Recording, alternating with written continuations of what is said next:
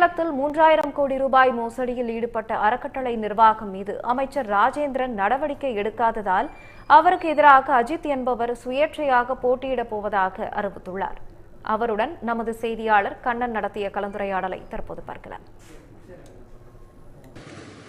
சேலம் அம்மாப்பேட்டையில் மதமாற்றும் கும்பலின் ஆசை வார்த்தைகளுக்கு மயங்கி, அதாவது குறிப்பாக சாப்பாடு தருகிறோம், பணம் பரிசு பொருட்களை தருகிறோம் என கூறி பல்வேறு வகையில் 3000 கோடி ரூபாய் வரை மோசடியில் ஈடுபட்ட விஜயபானு உட்பட 15 பேர் மீது போலீசார் வழக்கு பதிவு செய்த போதிலும் அதில் பாதிக்கப்பட்ட 7500க்கும் மேற்பட்ட மக்கள் தங்களிடம், அதாவது குறிப்பாக சேலம் வடக்கு தொகுதியில் போட்டியிடக்கூடிய அமைச்சர், சுற்றுலாத்துறை அமைச்சர் ராஜேந்திரன் மற்றும் சேலம் மாநகராட்சி மேயர் ஆகியோர் அந்த விழாவில் கலந்து கொண்டதால் தான் நாங்கள் இந்த நலத்திட்ட உதவிகளை பெற்றோம், அதனால் தான் நாங்கள் ஏமாற்றப்பட்டுள்ளோம், இது குறித்து நாங்கள் பலமுறை புகார் அளித்தும் எந்தவித நடவடிக்கையும் எடுக்கப்படவில்லை, எங்களுடைய இழந்த பணம் வரவில்லை, எனவே பொதுமக்களிடம் இந்த மோசடி குறித்து விழிப்புணர்வு ஏற்படுத்துவதற்காக வரும் சட்டசபை தேர்தலில் போட்டியிடப் போவதாக தெரிவித்துள்ளனர்.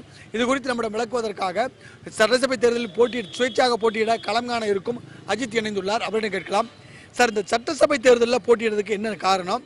நீங்கள் எப்படி மோசடிக்கு பணம் பறி கொடுத்தீங்க? எவ்வளோ பேர் பாதிக்கப்பட்டிருக்காங்க? சார், கிட்டத்தட்ட இது 2 வருஷமாக நடத்தினாங்க. 75,000 மக்கள், கிட்டத்தட்ட ஒரு 3000 கோடி மோசடி நடந்திருக்கு.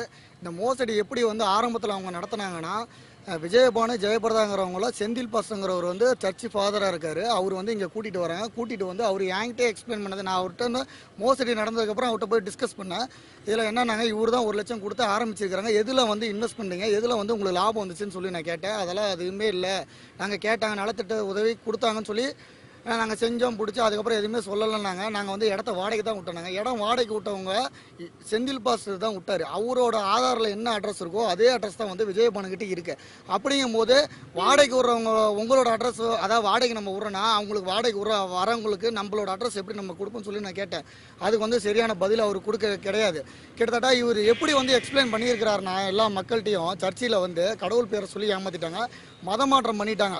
மதமாற்றம் பண்ணி கடவுளோட பேரை சொல்லி, அதாவது விதவை பெண்கள், கணவன், அதாவது வீட்டில் ஆதரவற்ற முதியோர், அவங்களுக்கெல்லாம் சாப்பாடு கொடுக்கறது, நம்ம பரிசு பொருள் மாதிரி ஏதாவது கொடுக்கறது, 5000 போட்டால் 10,000 கிடைக்குங்கிறது, 7 மாதத்தில் 1 லட்சம் போட்டால் 2 லட்சம் கொடுக்கணும், ஆசை வார்த்தைகள்லாம் கூறி அதுக்கப்புறம் இதை தலைமை தாங்கி வைக்கிறதுக்காக செந்தில் பாஸ் ஐயா என்ன பண்ணுறாரு, மினிஸ்டர் ராஜேந்திர ஐயா கூட்டிகிட்டு இதை விபிஜே கோல்டுன்னு சொல்லி நகத்திட்ட உதவிங்கிற மாதிரி கொண்டு அவரும் திறந்து வச்சார். அதுக்கப்புறம் நலத்திட்ட உதவின்னு சொல்லி சேலம் சென்ட்ரலில் இருக்கிற தொங்கும் பூங்கால மேயர் ராமச்சந்திரன் ஐயா நலத்திட்ட உதவியெல்லாம் அவங்க கொடுத்தாங்க.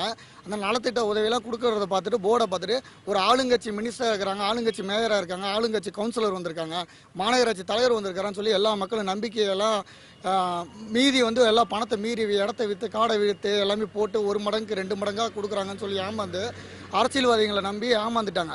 இதனால் நான் முத போய், நீங்கள் ஒரு ஆளுங்கட்சி அரசியல்வாதியாக இருக்கீங்க, உங்களை நீங்கள் திறந்து வச்சனால தான் எல்லா மக்களும் போட்டாங்க, நீங்கள் மக்களுக்கு ஏதோ ஒன்று பண்ணலாமில்லன்னு சொல்லி கேட்டதுக்கு நாங்கள் நலத்திட்ட உதவி கொடுக்குறோம், நாங்கள் அதனால் போனோம், எங்களுக்கு தெரியாது, கேஸை கொடுன்ட்டாங்க.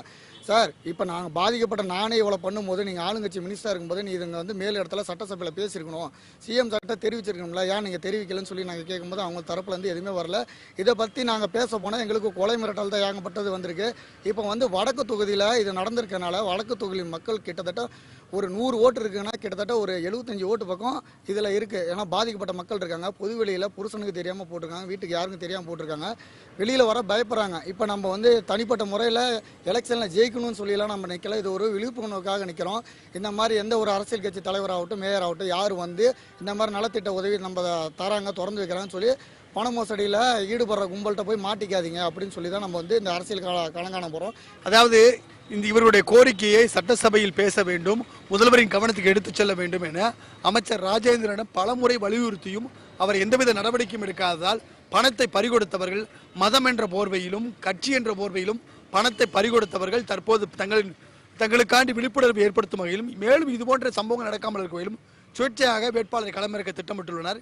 இவர் களமிறங்குவது ஆளும் கட்சிக்கு பெரும் சேதத்தை ஏற்படுத்தும் என்பதால் தற்போது பலதரப்பட்ட தரப்பினரும் அவரிடம் பேச்சுவார்த்தை நடத்தி வருகின்றனர்.